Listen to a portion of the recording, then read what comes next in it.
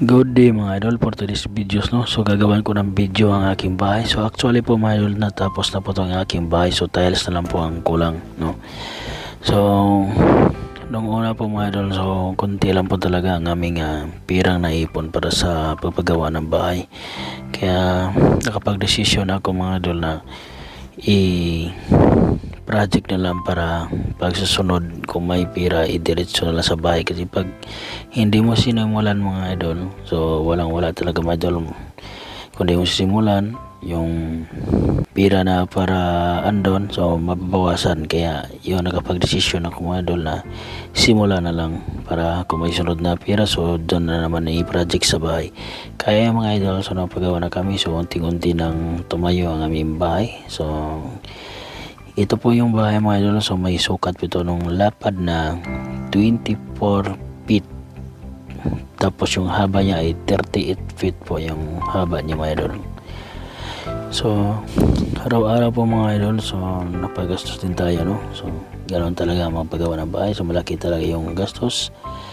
At saka mga idol, sa materialis walang problema sa materialis kahit na nagmahal. So yung experience ko lang po mga idol, so kahit mahal yung materialis, mas dito ka talaga malakihan sa labor. Pero okay lang yun kahit mahal yung labor, kasi pagod naman talaga ang gumagawa. Kaya yun, sa lahat ng papagawa ng bahay, sa labor talaga kamalakihan ang gastos. Saka yun, laban naman yun hanggat matapos.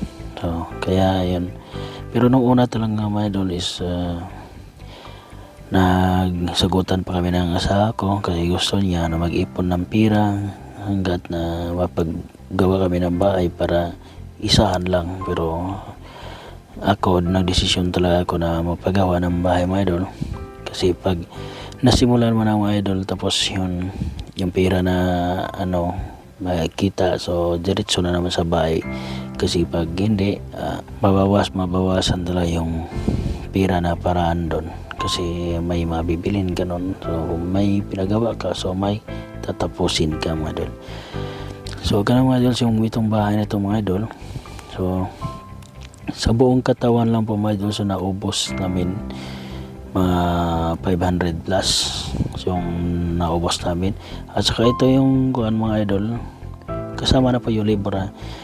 At saka itong trusses namin mga idol, tsaka kasama na yung bubong, tsaka spandrel. So nakuha ko po yan mga idol ng 200, I think 231 o 35. So ganun, nakuha ko sa barkada ko mga idol, kasama ko sa Saudi dati. So yun ang project niya.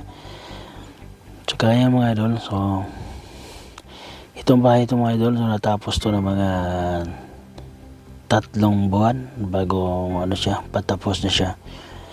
So kaya ito mga idol, naisipan kong kukunan ko ng video para ma-experience mo kayo. So ito pong aking bintana mga idol, so nakuha ko naman ng 45k yung bintana. So yung isang bintana, so pinatuwid ko para may design naman po mga idol. Tsaka ito yung ports namin, so pahaba.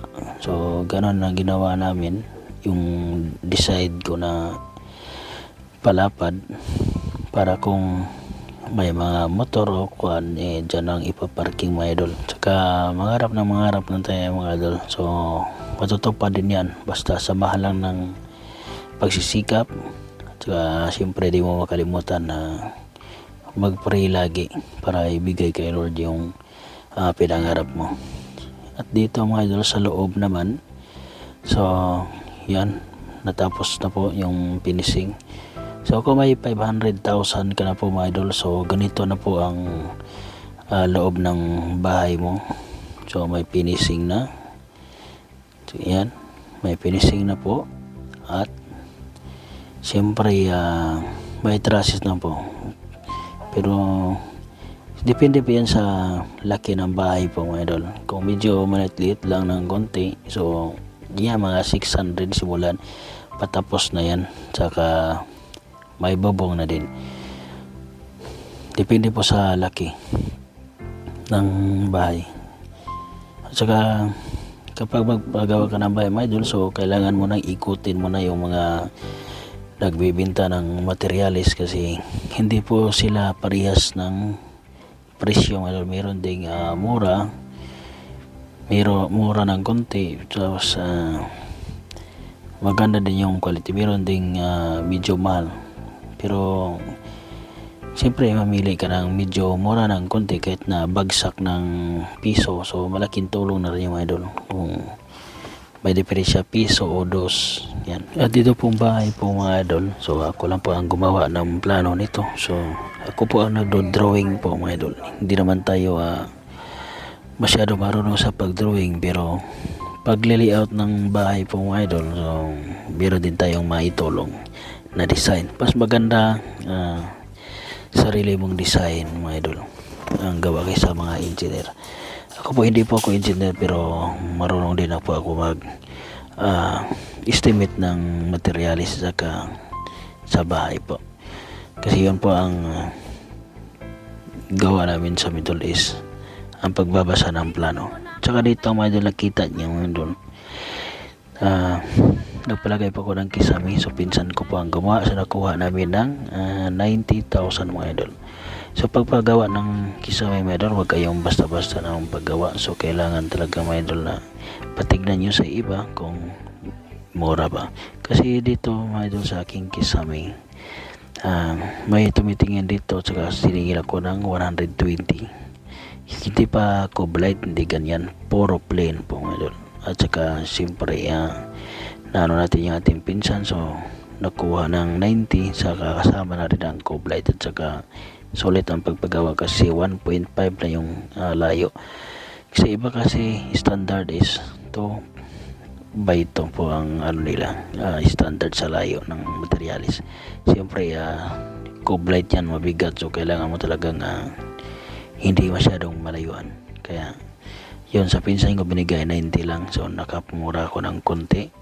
So saka yan po ang resulta ng Coblight mga idol. Patago po yung ating ilaw. At saka yung ilaw po natin mga idol, so nakita nyo, so sa Shopee po yan, yung ating Coblight, yung series sa gilid, at siyempre yung dalawang ilaw sa Shopee po yan. So nakuha ko yan ng 800, saka yung ating Coblight ay 1,000 plus lang. Pag sa hardware po kasi mga idol is mahal yan, yung ganyan na klase ng ilaw, nasa mga 7,000, 6,000, kasi nagtanong yung asawa ko. At saka yung sa Coblight naman mga idol is nasa 3,000 plus yan. So sa Shopee naman kasi is nakuha ko ng 1,200, kasama na po ang shipping. Kaya kung may gusto yung mga design na ilaw, so sa Shopee na lang ma-advise ko sa inyo, sa Shopee na lang para makamura, kasi wala na talaga, mahal talaga yung mga bintahan ngayon sa atin, lalo na sa mall is sobrang mahal talaga, sinasakyan nila yung panahon. Kaya sa Shopee na lang kayo mag-order para makamura. At saka ito po yung aking labas, aking bahay mga idol. So patapos na sa tingin, pero kulang po talaga ng tiles yan at saka relay. So ako na lang po ang gagawa dyan pag uwi ko. Saka yan mga idol, yun na nakikita yung gamit yan sa bahay.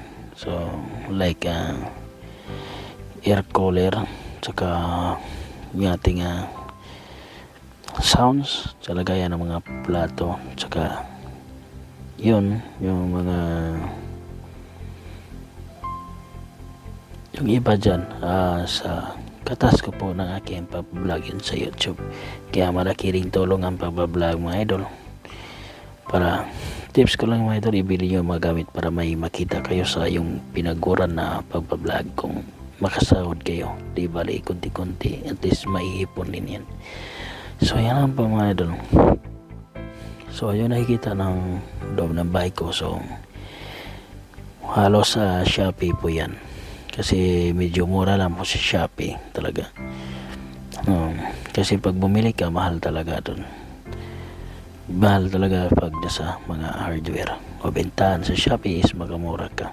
At saka sulit din naman. Hindi naman lahat na nagbibenta sa Shopee is local, pero yan sulit. At yan lang po ang aking ma-advise ko sa inyo mga idol. So hope na may natutunan kayo at may nakakuha din kayo ng idea para sa akin, para kung may pangarap kayong paggawa, so mapagawa kayo. So kailangan talaga simulan mga idol para maitatapusin. At hanggang dito lang po tayo aking video mga idol. So maraming salamat sa inyong suporta at thank you at God bless.